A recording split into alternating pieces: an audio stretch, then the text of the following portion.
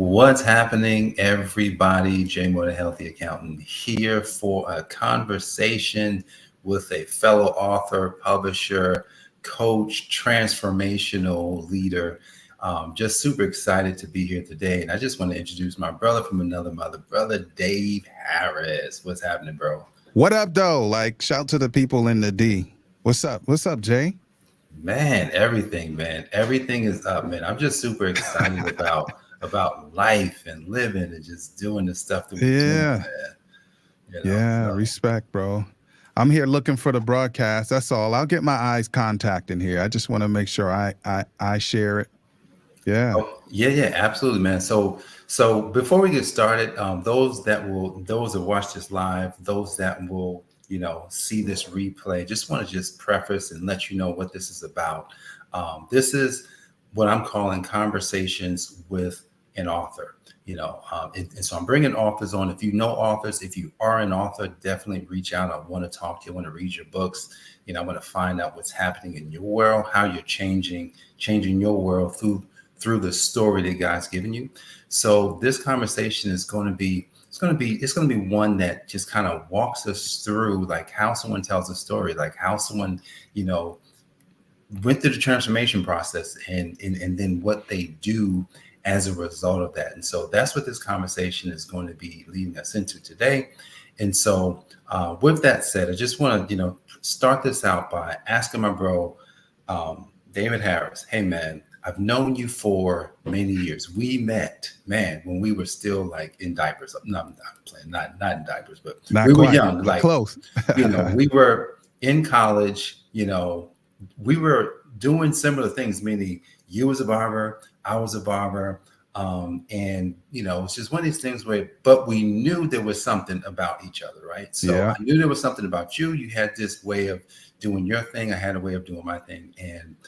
But to kind of like fast forward, I remember it was in the early 90s. I heard that you had written a book. And I was like, you wrote a book? What are you talking about? How do you write a book? Like, because that's like foreign language for the people. Just kind of like give them just a quick understanding of what happened to you that caused you to do something like write a book, even though you probably didn't have a lot of formal training. Yeah, it's weird because and you're right. Like we met in university, but of course we actually grew up in the same kind of environment. Like I grew up in New York City and you're in Jersey. And so by the time I went to I went to 4 high schools. So the last one it was the same. So I was at your graduation because I had a lot of peoples in your class. Yeah. Yeah, I had a lot of people. So anyway, we get to university. I was not a believer. Like I grew up going to church. My pops was actually a part of the church government and he was a pastor. Mm-hmm. My grandfather was a pastor in the 30s, but neither one of them were really not good examples. And so I didn't get baptized until 96. So we were done. We were not nowhere near a school in 96, right? So it was the end of 95. I went to church November or October, November, got baptized early 96. And by June of 96, that's when I realized I had a writing gift. Yeah, I had a writing gift, June of 96. In school, I just kind of skirted the thing and figured out how to like bring in a lot of information. I would read the stuff, it just enough so I could write whatever it is that the teachers wanted, but I wasn't studying or anything like that. It's just, I found out then that I could do that, but I didn't pay any attention. But after I got baptized and my mind started to connect with purpose, like God started connecting my mind with purpose, I was writing stuff and couldn't figure out how I was able to do it. But because I'm such a busy beaver, like I didn't really care. I was just happy that I could. So I started writing documents, and back then it was Kinko's. So that was a place where you would just print paper. Yeah. And I would give that stuff out at work. I was in the mental health field at that time. And then my first article was probably right before that. Now that I think about it, it was right after Biggie died. Mm-hmm. right after Biggie died, and some dude in New York decided he said he was a pastor. He decided to drag Biggie and say, why did they have this parade, this big thing in Brooklyn against this terrible figure? Like, he was just dragging him. And I'm like, even though I'm a believer now, and maybe there's some things in Biggie's life that I don't agree with, I'm just like, there's something disrespectful about this pastor talking like this Yeah.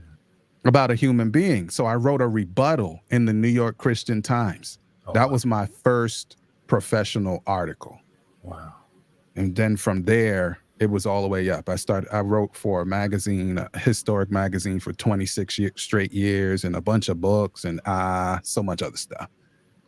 Yeah. Wow. Dude, that is, I mean, what you said in the beginning, like you discovered you had a writing gift, and all of a sudden it's like you could do it, but you didn't understand how you could do it, but you just did it because it was just coming out of you. And Yeah. so talk about that discovery of when you were able to connect purpose with it. Like how did that happen? Because a lot of times we can have gifts, Yeah. and a lot of people have gifts, but they don't know, they may how to do something really good, but Yeah. then when it comes to really connecting it with purpose, they probably get stumped and they don't really know what to do at that point. How did that discovery kind of like happen for you? Yeah, it's weird. I didn't even know I was a helpful person until I got baptized. I didn't know that was a thing for me because I'm an introvert. Well, I didn't know then that there are some introverted behavior styles that have to do with helping, but I didn't know. So I just thought I was like, I just don't want to be around nobody. So I didn't think anything about it. But now that I'm a believer, the things that I wanted to write about happen to be like transformational stuff. And it's like I couldn't stop getting it into the hands of people. And when people would respond, like I wasn't really thinking about the response. Even today, like with the things I do, I don't think about the response as much as I'm driven to be of service, and transformational service was a thing. So I'm reading the stuff that I'm writing and I'm like, wow, this is serious. I don't know how I did that, but get it into as many people's hands as possible. And I just literally could not stop myself. Even today, like it's an insatiable appetite to be of transformational service, not just service. And writing for an introvert is like gold because I don't have to see you. Like I don't have to speak to you. Like I can just keep cranking it out, cranking it out, cranking it out. And so that's what it really was. It's that calling came at the same time that I discovered my ability. It's just the way that God orchestrated it. I didn't even notice it before. I didn't notice it. I just noticed it when I had something to say. And that something had to do with transformation related to connecting with God. That was the first sort of run in that. Before I knew that I could change the world, before I knew anything like that, I just thought one person at a time, let's get it. That's good. That's good, man. When you talk about being an introvert and how introverts, just love being to themselves. Like, hey, man, I ain't got to be out hanging around with a lot of people. But it's so interesting how when you really look at introverts probably run the world, to be honest, like because there's no question. It's made to be this almost like a negative thing. He's an introvert, she's an introvert, it's so bad when technically, because we think so much, we can produce more than most people because we don't have time for the BS. We just like, oh, y'all just chit-chatting about nothing? Oh, I'm good. And, we just go off and do our thing. So, you talking about your gift and how you have this insatiable appetite for writing. So just kind of like give the people some perspective on what you just said. Like, obviously you did a lot. You've done a lot of articles. How many books have you written? And I knew you were going to ask me that. I knew you were going to ask me that. And that's the big joke with me, right? Like, how many books? Okay, I'm gonna put it to you like this. I don't know. And it's like, but that don't make sense. That answer doesn't make sense. But I'm gonna put it to you like this. I actually just a month ago pulled 17 of my books out of production. So Wow. you kind of get like you can like you can kind of get the it's a lot. And so I've written books in my own name. I've written books in pseudonyms Mm, or pen names that are not my name. One in particular is a woman because I am very much drawn to women's challenges because I was brought up from the positive side by women. Got a big sis, my mom, yeah. and so I was like, well, the only way that this message is going to get through is if I present as if I'm a woman. So I won't say what it is because then that would just mess up the strategy, Yeah, right? yeah, absolutely. And then of course I'm a ghostwriter as well. So I've written thousands of articles, not two or three, like thousands of paid articles, Wow. not the free stuff, which is good. I done a lot of free stuff too, but I mean paid articles, thousands of paid articles, and many books, bro. It's just many, a whole bunch of them. That's what I know, a whole bunch. I just never stopped to count, and that's kind of almost the behavior style that I'm thinking. I have two introverted styles, but one of them doesn't have time to think about that kind of thing. All we think about is doing what we're supposed to do and helping. And so we don't stop to count the beans. We Yeah. don't stop. You just do it. It's Wow. weird. I know it's weird, but it is what it is, man. You know, as I'm listening to you, right? So we're both introverts, just different types of introverts. And so I'm listening to the type of introvert that you are. It's almost like you have an insatiable appetite for just like, I just got to keep doing this thing over and over and over and over. Like I'm not going to stop. I just can't get enough of it. Now I have some of that. Have some of that, but then I say, man, that's one of these qualities. That's a successful quality Mm-hmm. for anyone that's listening. Hey, if you want to be successful at something, your appetite for it has to almost be like it doesn't matter how many times you have to do something or how many times you do it. You just want to keep doing it, and that's almost like an athlete. Yes, Think it of an is. Yes, athlete, it is. that played basketball and that stuff. So just being at the gym, just shooting the same shots over and over, just playing the game over and over and over, and just can't get enough of it. Oh, I'm tired today. Oh, I'm still going in. So That's like your man, Kobe Bryant, man. Kobe Bryant, even though he didn't have the same behavior style as I do, but he had the drive. Like he had one of those extroverted, driven styles that still required him to mhm, do stuff more frequently and at times that nobody else was doing. yeah, It was really, really interesting looking at his story, man. yeah. Yeah. Yeah. That's so for those watching this, it's almost like if you wanted to, like, one of the takeaways is, hey, you just got to fall in love with your gift and just almost like most of your time should be spent in it, in your gift. Yes, sir. That's what I'm hearing. So most of someone's time should be spent in their gift because that is what's going to be the thing that moves them forward the fastest, right? So, like with you, you've written a lot of books. You ghost written, you've articled, you've published, right?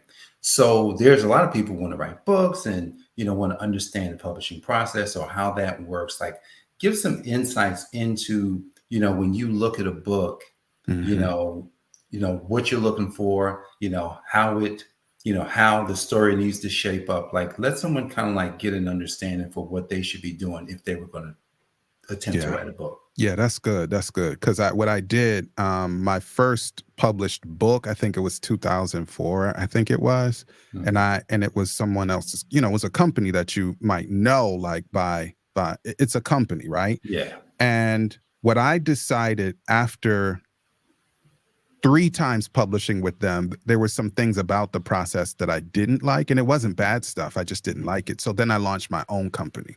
So that's how Jay is making that transition. Is like, what do I know? And I've worked for multiple publishers, Mhm. traditional publishers over the years too. So with mine, it's like, okay, I Mike, what people should be thinking about is what impact is it going to have on the reader, Mhm. and then maybe the culture, maybe the larger society, but especially the reader. So your memoir, like not Jay's memoir, I'm saying people's memoir. I learned hard, like at a writers conference many years ago, and they were like, "Bro, nobody knows y'all." Like, if they don't know you, then the memoir approach is no good. So Yeah. now, how do we take our story, if it's story based, Mhm.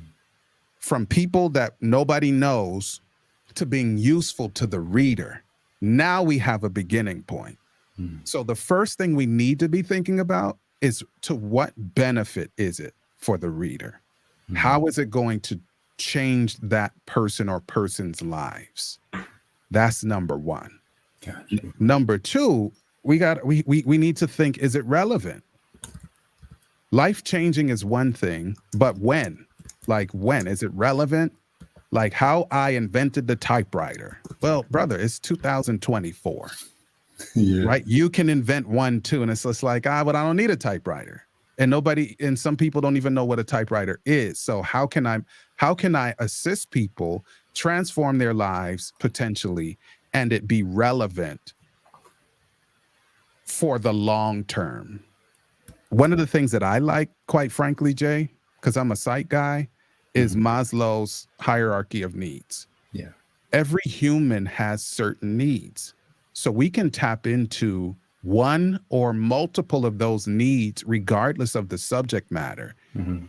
And you definitely will win with your potential audience. So, how do we make certain that whatever it is that we're bringing, how to build a widget, our life story, the coach of the century story, like whatever it is, how is it beneficial to the people?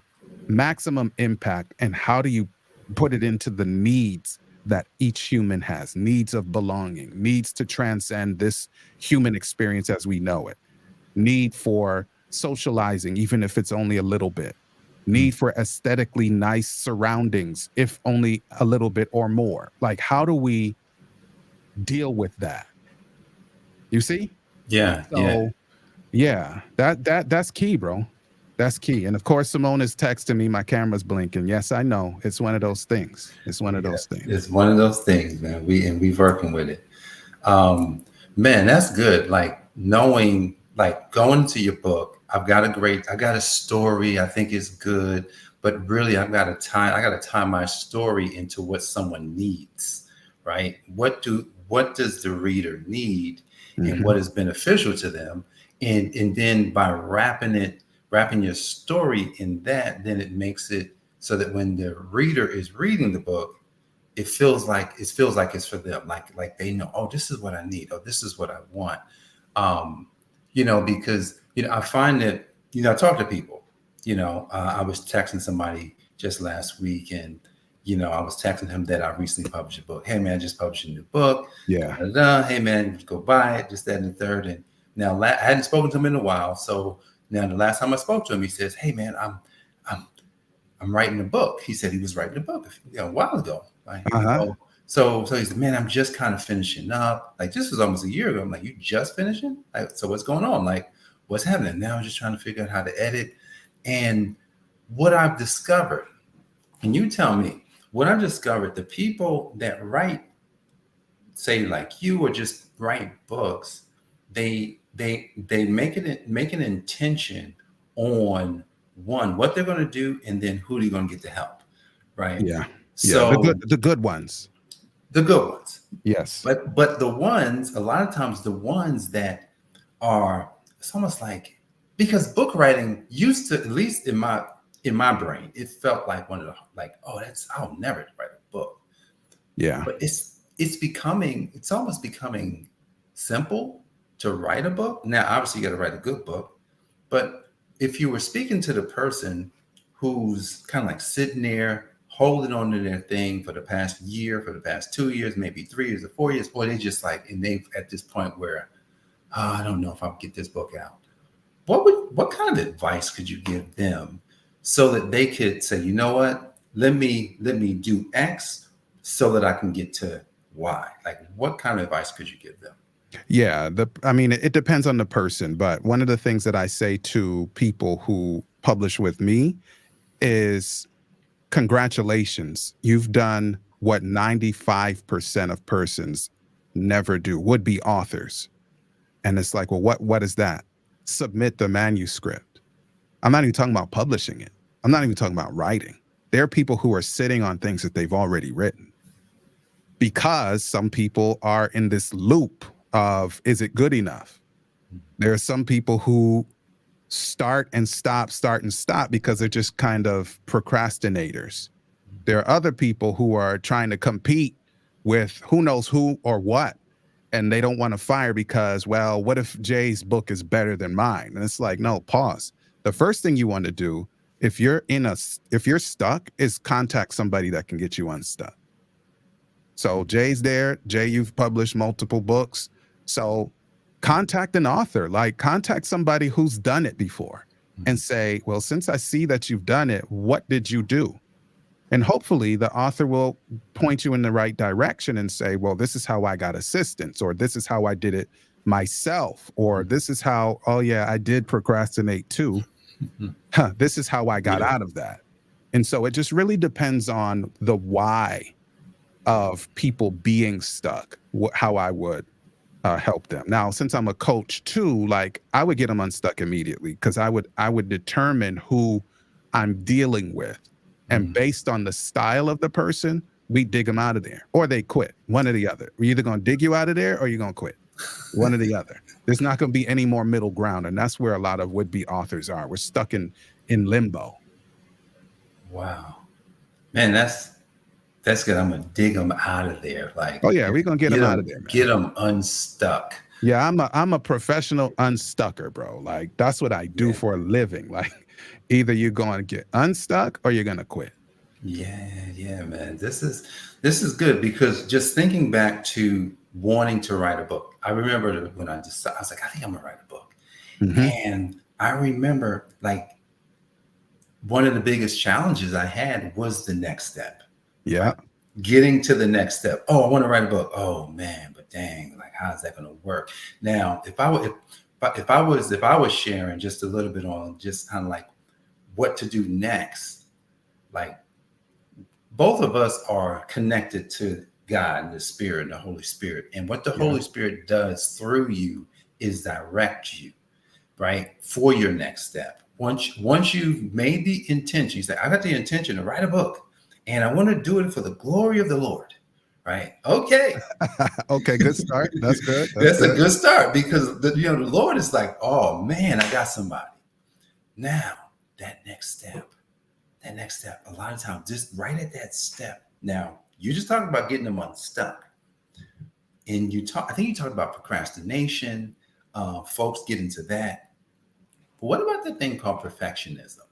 What about that? Like, how does that, like, in your like understanding of when you coach people and when you work with people, talk about perfectionism and how that can be one of a huge stumbling block for people.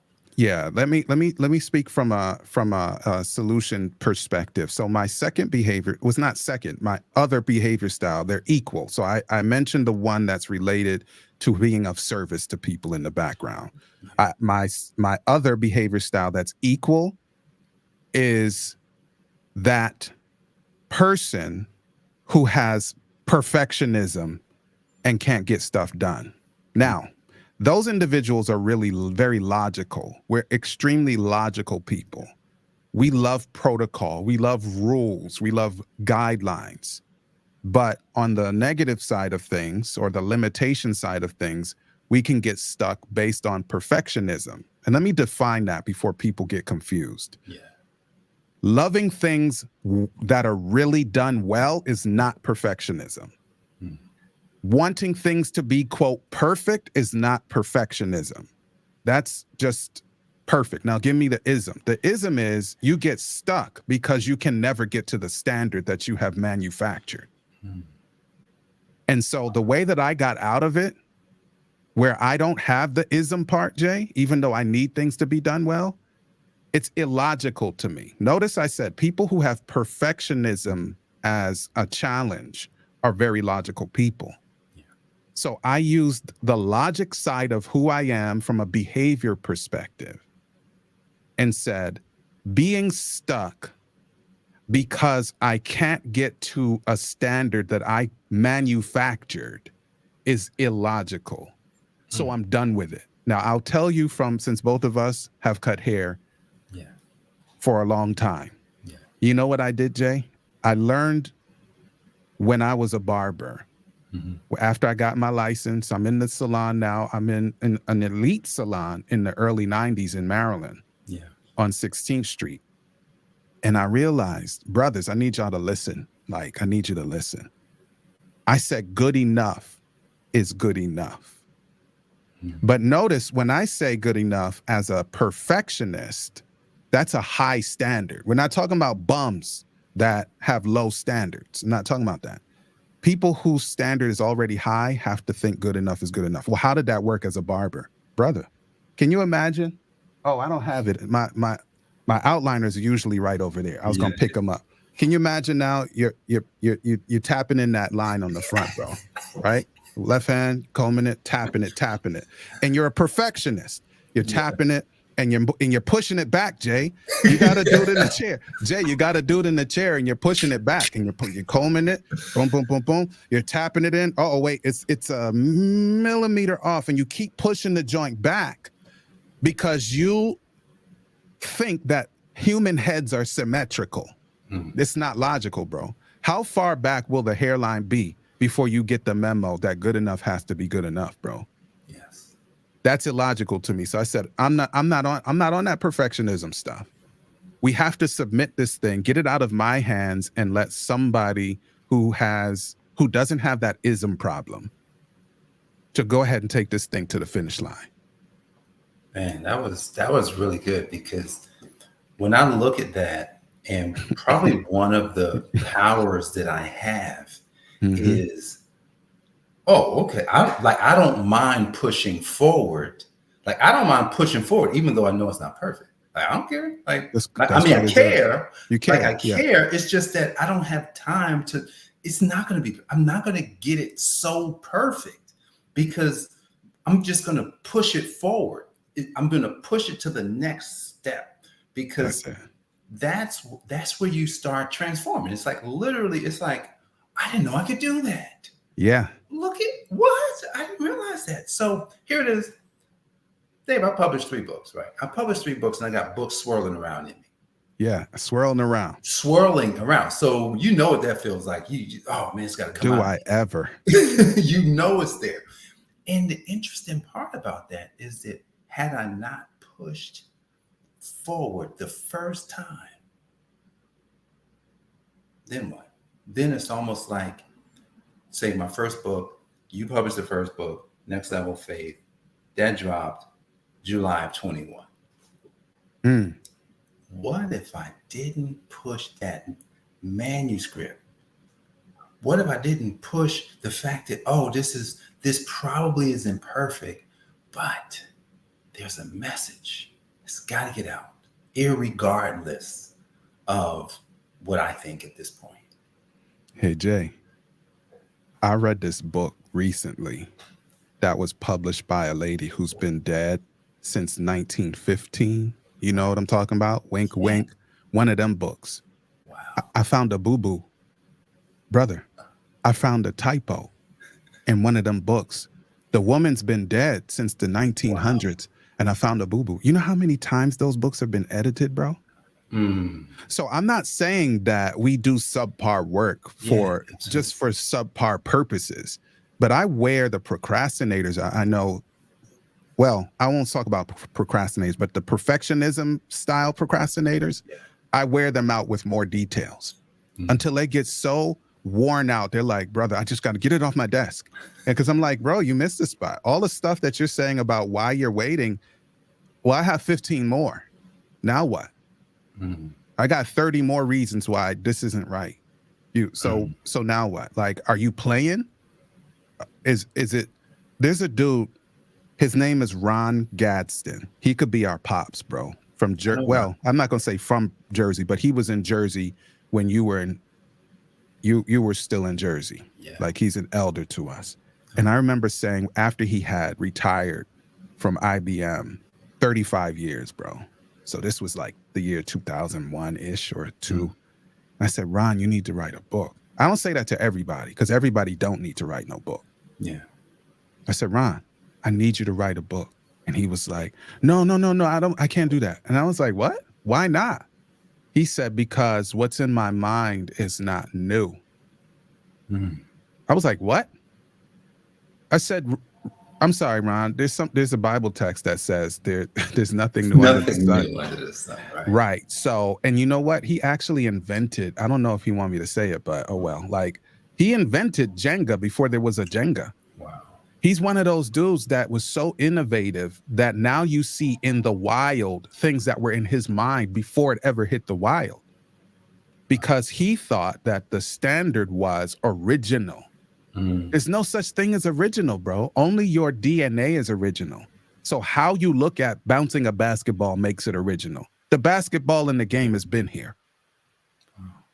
And so I'm like, okay, well, while y'all over there arguing about who got new stuff, I wrote a book that says ain't nothing new. Mm. And while we talking about changing the world and whether I can or cannot, I drop a book that says stand out. You feel me? And that was the one I dedicated to you. It was a small book. I used to write encyclopedias. Then I started getting them smaller. It was crazy. Yeah. But I'm just like, while y'all are worrying about books, I'm writing books. I'm publishing books. And yeah, some of them should have been better. But guess what? That's how I got to where I am, bro. I reached far, bro. Yeah. Far. Because I didn't let that stuff keep me back. You see? So that's the difference. Fail forward. Whatever it is you have to do, but get in the game. Do not play around with it because, and this is the reason, because there are people who absolutely need what God put in you and you're disrespectful. I just needed to warm them up, bro, before I start firing. I appreciate it. Yes. Now I'm a fire a little bit here. Yes. What's in your bosom, God gave it to you in order to make an impact on the world. And when you don't do it, you're being selfish and disrespectful to God. You cannot do that. Get somebody to help you if you're stuck, because you cannot be guilty of holding what God said to release. Do not hold what God said to release. That's it. That's all I got on that. Wow. You know, just hearing you, talk about this topic, perfectionism and, getting out what's in us and how this not doing it is a disservice to God. It's a disservice to the people who could have potentially changed their life. And it makes it goes against the traditional way of thinking, Dave. Traditional way of thinking says stuff like, man, you're not good enough for that, man. Leave that to somebody else, man. Just get enough for just you and your family. And you know what? You don't have to. That's not needed out there. So that in the traditional way of thinking, it's almost like, how could a person write a book, or how could someone realize that their story is actually valuable because they've been taught otherwise? So just touching on some of tradition versus innovation, and it almost like coming into the light, really being born again. If someone is, and I like to talk a lot to faith-driven entrepreneurs who they're faith-driven. It's just that they struggle with their faith. Right? Yeah. And they they struggle with their finances. They struggle with their overall, and I call it like fitness, where they're spiritually fitness, physical fitness, their mental fitness. So it's crazy because we're faith driven, but yet we're still struggling in these major areas because of, I believe, tradition. Well, maybe. And it's not to argue with you, but since I listened to you, like I pay attention to you, Jay, I'm gonna prove it now. Okay. I'm gonna prove it now. So what I would do in that scenario is ask them a simple question. Like, are you the source or a resource? Mm-hmm. Jay, are you a source or a resource? Now, the source or a resource. So if I say a what? A resource, it's like, okay, then what's the problem? The problem we have, Jay, is oftentimes with our faith in doing things is we think we're the source. And then we get confused when we start to think it through, and we're like, oh, wait, but all of the responsibility of being the source is now on me. And what if I'm not good enough? Or what if somebody says something about it? Or dot, dot, dot, dot, dot. And it's like, oh no, your problem is you're confused. The source is God. And that means that we simply draw upon what the source gives us or gives us access to. And then we in turn become a resource. Well, what does that look like? That sounds really philosophical. Brother, if somebody's on the street, bro, like right now, like there's a hurricane going on. Like, listen, if somebody needs food and they don't have no food and I got 3 mangoes in my hand, you know what I'm not thinking about? I'm not thinking about what if this dude or this woman wants a mango or not. When I have an affinity for people who've lost limbs.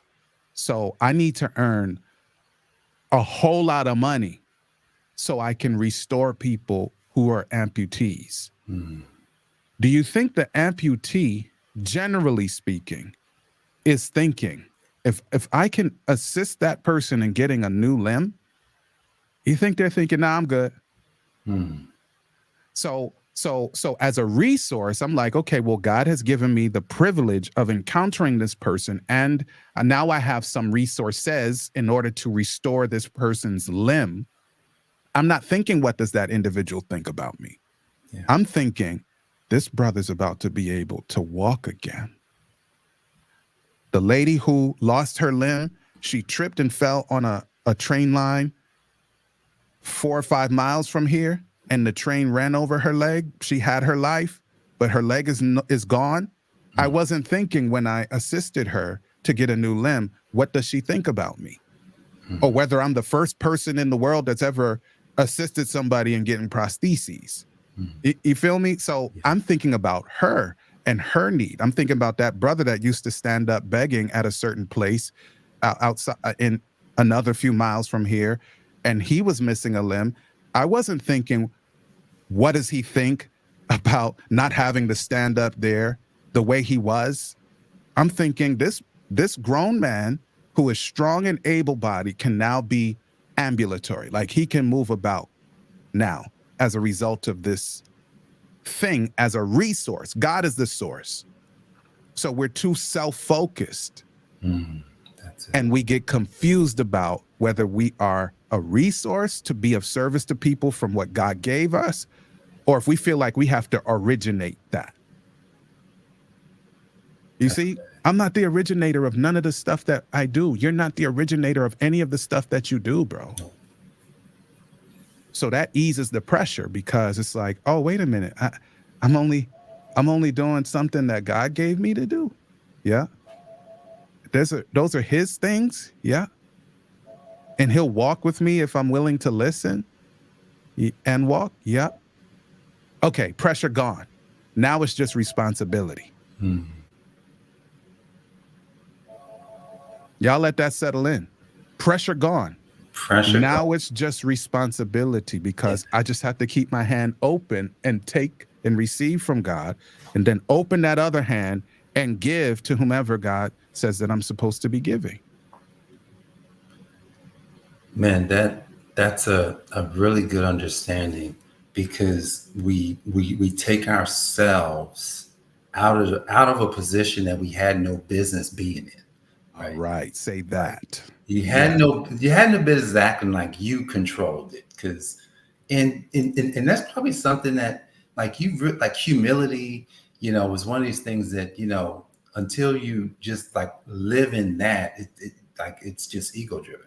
Like we're ego driven. Like everybody wants to be able to say, it's me, I did it, when you didn't do nothing. There's nothing like we we just take like you said, like there's nothing new. We just take what's already done and then reuse it, resource. It's like taken from the source to use it. Bro. There are people with backwards and what I call backwards and upside down pride, because not everybody has got that King Kong pride where we beat on our chest. Yeah. There are other people who are very helpful behind the scenes people too. Yeah. Who, these are the people that, and I mean no disrespect, Jay. It's only us talking, right? Listen, these are the people that they want to give, and they give a lot. And then you say, hey, Jay, is there anything that you need? No, I'm good. You know, I just want to put this in your hand. You're like, nah, I'm good. No, okay. Well, can I just do this for you? And no is always the answer. And it's like, but hold on now. Hold on for a second. Like, hold on. Are you saying that you're the only one, Jay Moore? You're not the real person. I'm just using your name. Like, you're the only one, Jay Moore, that can be of service to people. So when somebody wants to, because the Bible says it's better to give than to receive. And when somebody's trying to give to you, you're like, no, you cannot do that because I'm the only one that can give. That's backwards, upside down pride, bro. And I'll tell you what a mentor taught me, bro, in DC in 1999. I used to knock on doors. I'm a new believer now. I'm knocking on doors, trying to assist people, pray with them, give them something good to read, whatever. And it was free. And so I'm in Northeast DC, knocking on the doors, and somebody tried to give me some money. I don't know what it was. It could have been $1, $2, $3. I don't know. Yeah. And I was like, oh no. In my piety, I was like, oh no, this is for you. It's free, right? And I thought it was noble. And maybe my intention was noble. And I went back, I told my mentor, Ralph, I was like, this is what happened. And I'm really giving a report, like a praise report. And he was like, brother, the dude, he wasn't disgusted. That would be an exaggeration. But he was like, what'd you do that for? Now I'm confused, bro.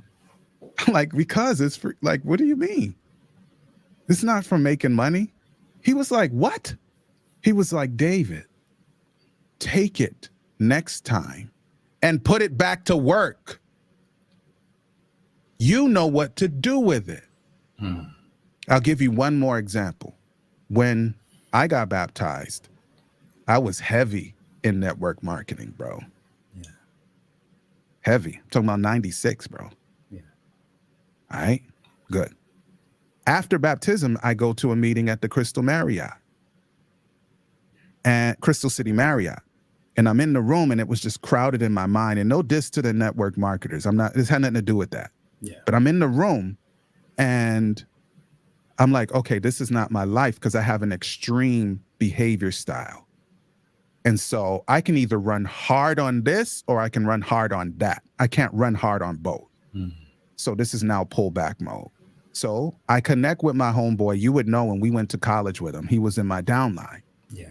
And he was like, yo, I saw fill in the blank people who were in my upline and they're making this how much money. He was like, bro, I don't need that kind of money.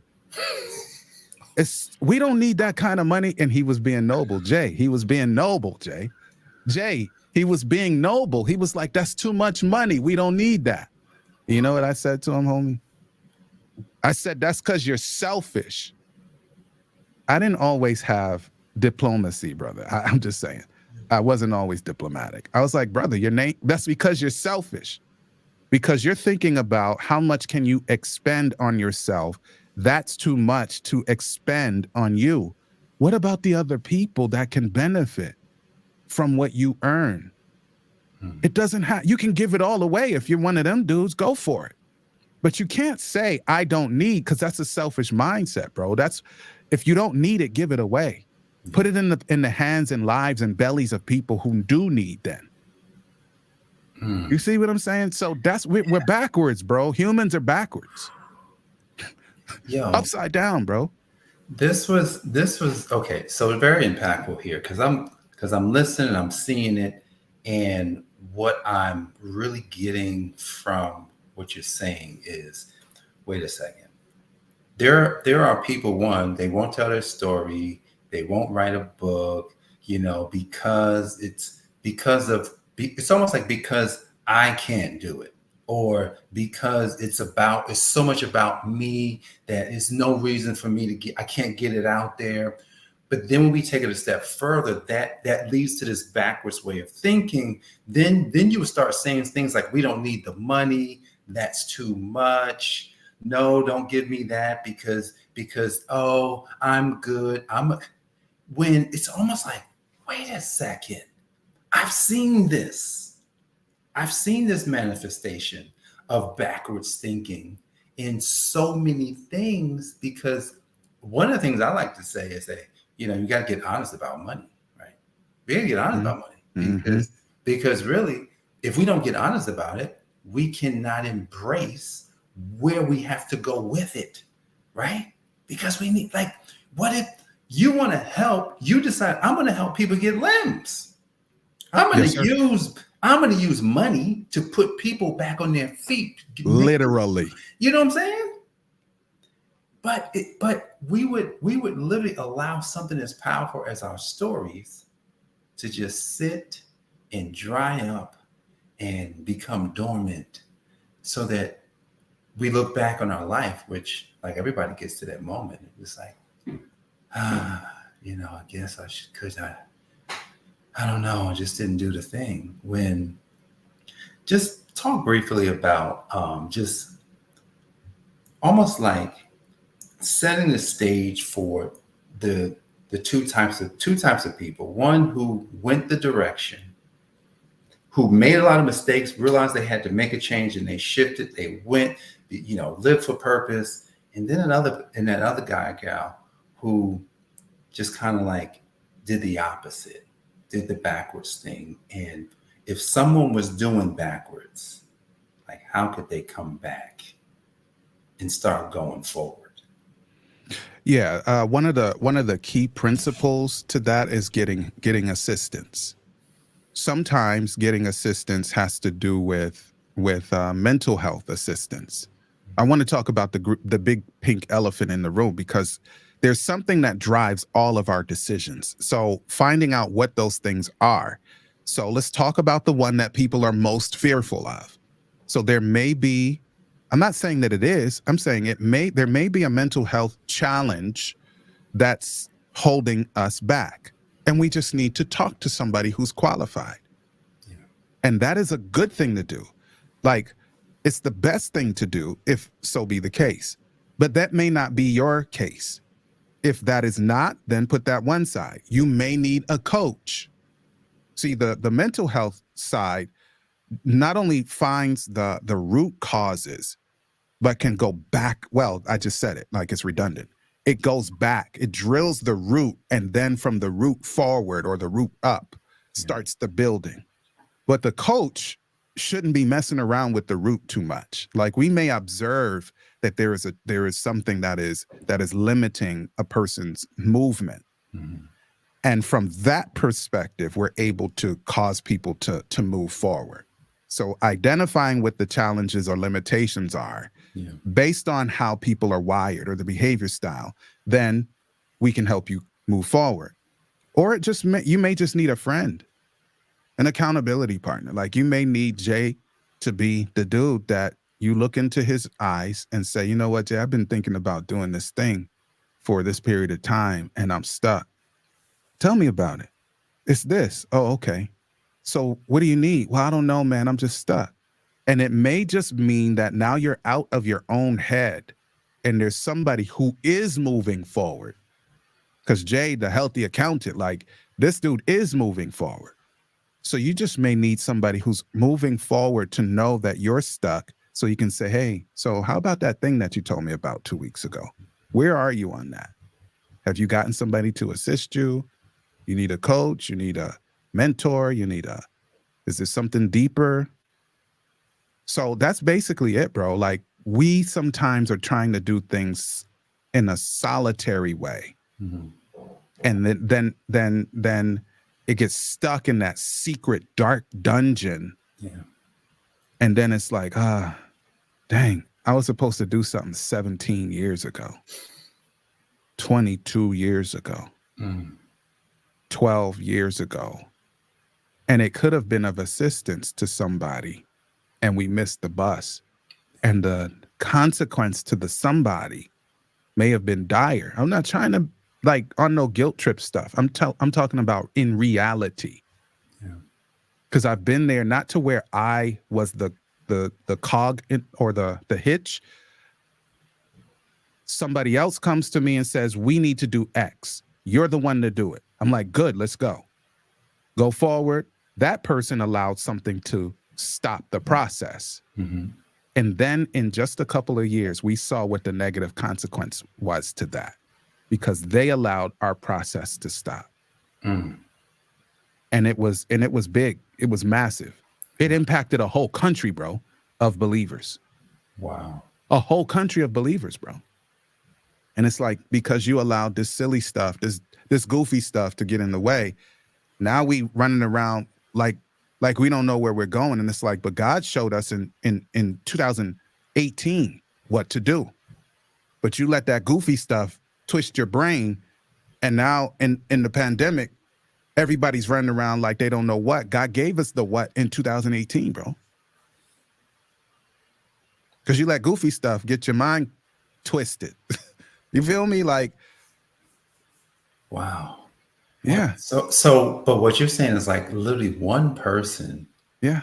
Doesn't take a lot of people to make a No. huge impact, but one person could be could have the thing, but if they don't do the thing, could be the reason for many That's right. people's lives to be affected. Can we just do a little word association, bro? Like name association? Suppose Sojourner Truth was Sojourner Lie and she didn't do what she was supposed to do. Suppose X, regardless of what you think about his style pre or post Mecca, didn't do whatever X was supposed to do. What if Oprah, regardless of what you think about what she believes about God, the East, the West, the Bible or not the Bible, there are things that each of us in our own sphere, and we can go down the list. Y'all think y'all already know where I'm going with this. Yeah. And then it's like, oh my goodness. So what if Rosa Parks was like, yeah, I'm tired, but I'm gonna go ahead and get up out of this seat. I'm gonna get up out of this seat. Martin Luther King Jr. decided, you know what? I do like preaching, but I don't like changing the world. So I'm gonna just keep it in the pulpit. Pause. I said, I do like preaching, but I don't like changing the world. Like I like inspiring people. Pause. Like I like inspiring people. I like informing people, but transformation is for somebody else. I'm not doing that. I'm staying in this pulpit. Man. Brother, I preach every day, literally. Yeah. But I am in no way satisfied with inspiring and informing people.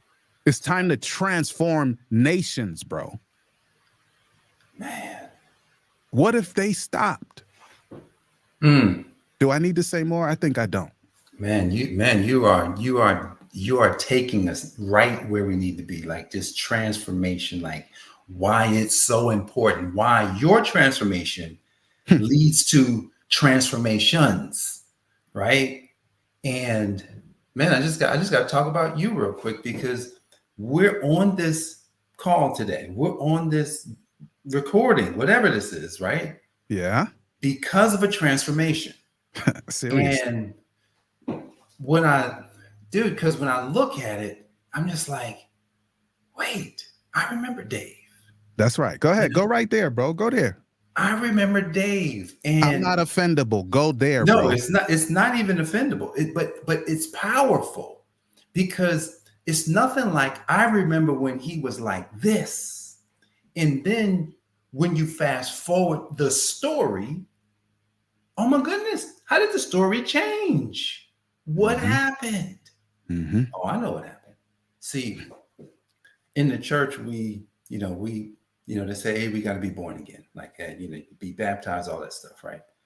But here's the thing, it's further than that concept, because when we talk about being truly born again into this new ideology of yourself and in knowing who God is and how you are to be used by God, it takes a miracle. Ah, say that. It takes a miracle, bro. So we're on here. This is a miracle, literally on all levels. Miracles. One, you saw I could have got smashed at school because I I'm remember that. changing oil, and the car falls down. I just so happen to get up before the car comes down. So that's a Just so miracle. happened to get up before the Just so brother. happened. I watched that white Honda Civic. Was it an 89? Like I watched that thing almost drop on your face, bruh. Like Yeah, yeah, yeah. This is a miracle. So, but here's the thing. When you went out, and I remember the book, that first book you wrote, Alive at 5. brother, Alive at 5, bro. crazy. What? It's a miracle. But here's the thing. Let's leave people with one, the connection between this idea of transformation, so that one, they understand that to truly transform is to dot dot dot. Like, what does true transformation look like, at least in your eyes? Okay, so you already know that if you've been watching and giving any attention at all, that we're believers, like we believe in God. So Yes. that's the obvious sort of low-hanging fruit. Yeah. There, and so I don't want to diminish that, but I do not want people to think that that is the only way to start the process. Yeah. Now, if you want to be as successful as possible, that is the only way. That's the only way. Yeah. But regardless of an awareness of who we are with God, that is where we start, for real, for real, for real. That's the way to do it. And just simply asking God and saying, God, why am I here? Remember communication class, bro? 101 or 105, Yeah. Yeah. right? Like, what's your name? Why are you here? Where you come from? And all of that. Ask God that question. So that I want to start with that, because that's foundational. But apart from that, you'll see on the screen behind me the anomaly. One of the reasons why I'm called the anomaly is because of self-awareness. Brother, not even double-digit percentage of people around the world are interested in knowing ourselves. Don't start the work. There's more than 90% of people walking around in this world right now on July 3 that are even remotely interested in understanding who we are ourselves, much less how we impact the world. So we need to be asking God, or being on some journey of self-awareness, the good, the bad, the ugly, the indifferent, and then saying, okay, this is who I am. How does that impact the world? And also, who do I need to be? Is the who I am lining up with the who I need to be? It may be. And if it's not, why not? And then how do we change that? So I need to put that where people can get it, bro. If you're a gregarious person, like you're the life of the party, Jay. Like somebody who's the life of the party. They come in, they're loud all the time, not on no microphone. I mean, they just in just there, loud. like they in there, man. And somebody's been telling you for years, you need to stop talking so much. You need to be quiet. Why are you so loud? Why you always got to be seen? I need you to unhear that. I'm an introvert, bro. Some of that stuff grates my nerves, so don't get it twisted. It's not because I'm like, that's wonderful. Like sometimes I'm just like, bro, I hear myself saying to some of my friends like, oh, can you turn it down a little bit? Like, just give me a second. But no, you're that way because God created you that way. Yeah. If you're a person who is driven by competition, I'm not saying good or bad competition. I'm just saying you're driven by competition. Like you want to see what you do like blow up. And it's like you may be competing in person, in reality, or just in your own brain. And people are like, well, competition's bad. And it's like, there's a context to that. Embrace that. And on we go. So the first thing we need to do is embrace the reality of who we are. I'm not talking about the bad stuff. Like if you feel like putting a gun in somebody's face, don't do that. Like that's not good. But if you feel like that you want to advocate for people who are being taken advantage of, you need to do that. You need to stand up because they not about to stand up. So we need to embrace who we are and then learn how to use who we are for good, bro. You're a fighter, fighting for what cause?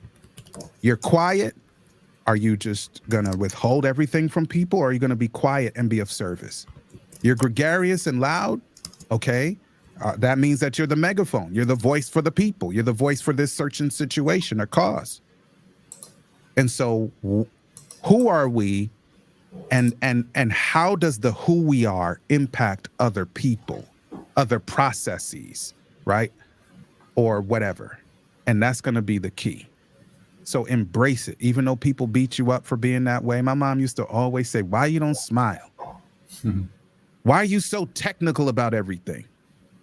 How you like me now? Like, that's how I get paid, bro. Technical people run the world right now, Jay. I promise you. Yeah. I'm just saying. And I can do it quietly without a microphone. No process, then there's nothing to do. Them people that's in there flying the planes, those wonderful pilots, if there's no flight plan, they don't have nowhere to go. Technical people that write those little things like called the flight plan and chart the course. And for the pilot, like, I'm not getting in the plane and flying no plane, bro. So if you're driven and you're run forward and you like getting to the destination and getting there quickly, then good on you. Like, praise the Lord for you, because I'm a little slower. So we need people like you. Yeah, I hope that made sense, man. I hope people are seeing themselves in these certain scenarios like, wait a minute, it wasn't a crime for me to be this way? No, it's never been. But broken people taught us that that was a crime to be exactly who we are. And that's why we idealize other people. Boy, I wish I could be like Jay. Look, listen to his voice. It's so calm. They told me to stop talking so much. He's calm, thoughtful, reflective. He smiles, but he smiles kind of chill. And I be blurting out stuff. Jay doesn't do that. I want to be like Jay. And it's like, no, Jay can be like Jay. And you will be like you. Now you can really make work together because you and Jay are different. Yeah.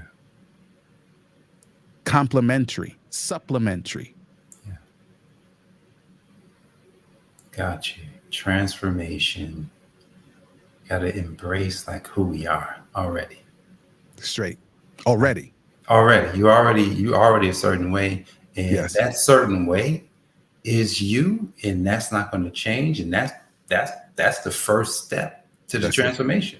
Yeah. And then Right. use it for good. Because the me that I am is not an excuse to be whack or to be foul somehow. But at the base, I'm still me. I just need to know how to be me for the good.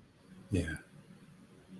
Yeah, man. Transformation. This has been very helpful for me. It's been just an amazing, just kind of walking through some of these concepts, why someone's story is needed, why people should write books and not allow any type of, perfectionism to get in the way of doing it, and then just going through the transformation, and because the transformation is just you being you. That's it.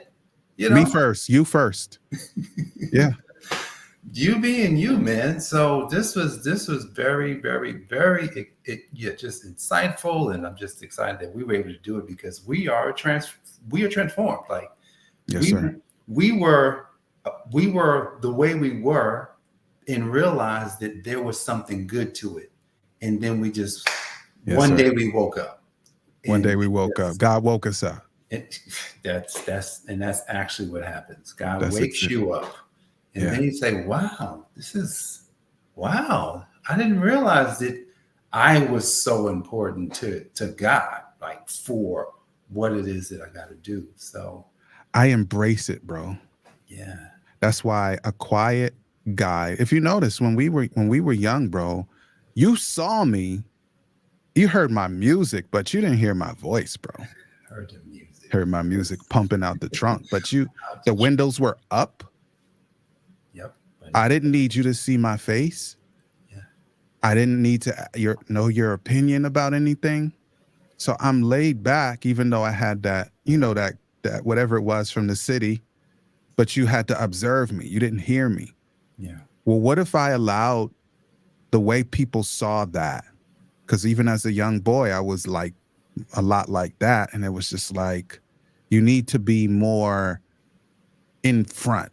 You need to be more, you need to apply yourself. I never knew what that meant in school. Like they would tell me, you need to apply yourself. The teachers would tell me that. My mom would drill me. You need to apply yourself. I'm like, apply what? I don't even know what does apply yourself mean? I don't know what that means. But now God shows me who he created me to be and what the impact must be on the world. And I have my marching orders. That's why I'm not confused, bro. Every morning, I know exactly what I'm supposed to be doing, bro. Yeah, man. Every day. I'm thinking about this brother, there's an actual hurricane, man. You know what I Yes. was thinking yesterday when they're talking about us coming to Jamaica? Yeah. I was like, I got a call. I have a coaching call at 5 o'clock my time. I can't be off the call because of a hurricane. Brother, I can't control hurricane. But that's what I'm thinking because I'm looking at 20, 30, 40, 50, 60 real live people in a Zoom Yeah. that I personally need to do my part to impact my part because I'm the only one that does my part like me. Somebody else can stand in and we have my homeboy was ready to go, man. And he's a beast, bro. His name is Demias. And then my other brother, Wedzir, he was going to do, but they're them. And that's wonderful. But I'm thinking if I'm supposed to be doing my part, then please, God, can you make it so I could do my part? And then they can do their part. It's a hurricane, bro. Yeah. But I'm thinking about the people. And in a couple hours, 1, 2, 3, 3 or 4 hours, I'm hoping that my electricity holds because I got another my part call. Yeah. Yeah, man. God is good, man. Because he's got his will is going to get done. His purpose will always prevail. So it's one of these things where it's like, if that is true, if I'm reading the Bible and then that's what it says, then I'm gonna just go with that. Let's go with that. So anything that happens, it's just all leading us to whatever the purpose, God has for us, man. That's Wow, wow, wow, man. Bro, I just want to thank you, man. Appreciate you for being part of the inspiration in my life. Just kind of seeing things that you did and just how you've helped me along the years get these books published and help me get my message out there. You helped me with the podcast. Oh, yeah, I forgot about that. Yeah. I mean, you've been instrumental in helping me move forward. But here's the thing. I had to, you were available. I said, hey, I need some help. And you were able to do it. And so at the end of the day, I followed whatever that is that you were talking about. Who can assist? Yeah. And then I found who could assist. And man, it's so simple to get these things done because I had somebody else That's good. who could just take what they could do and just do it. I didn't have to convince them to do it. They just like, I can do that. That's easy. Hey Jay, you used to cut my hair and help me do my taxes back in the early 90s, bro. 90s. So we on that help. We need to start, Jay. We need to start a generosity war. Like, you help me, I help you. You help me, I help you. Until we have no more breath in our body, Nothing man. left. Nothing left, man. This is good. Wow, man. So look, all right, man. David Harris, man. You're awesome. God is doing some amazing things with you. Let the people know whoever watched this replay, where can they find you, so that they can learn more about you?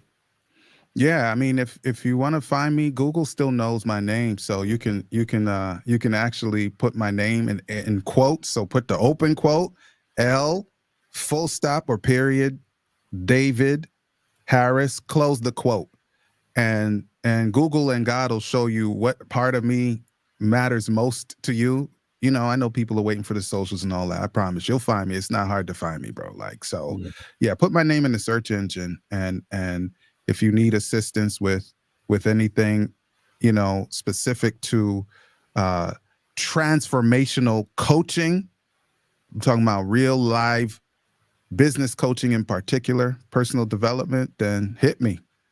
Yeah, you can email me, ldh@ldavidharris.com. If you need something with your publishing, then same email address. And let's get that work, man. Let's get it. Man, that's awesome, man. Man, I just want to thank you for coming, spending this hour with me, man, talking, hanging out, and just talking about something that I think that a lot of people really need to understand. Well, I'm And grateful, man. And let me just say, I know an accountant. His name is Jay Moore, the healthy accountant, right? And yeah, that doesn't go in the expenditure column.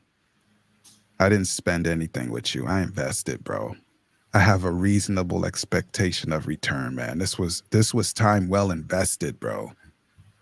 Straight. amen, So thank you. amen, amen. Appreciate you.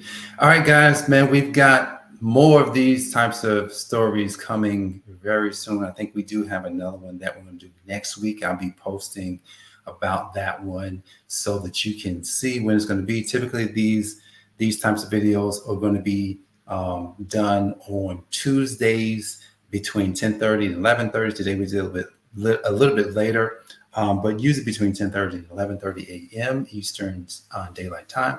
So be on the lookout for more conversations with authors. This is Jay Moore, the Healthy Accountant, signing off, and we will see you on the next one. Peace.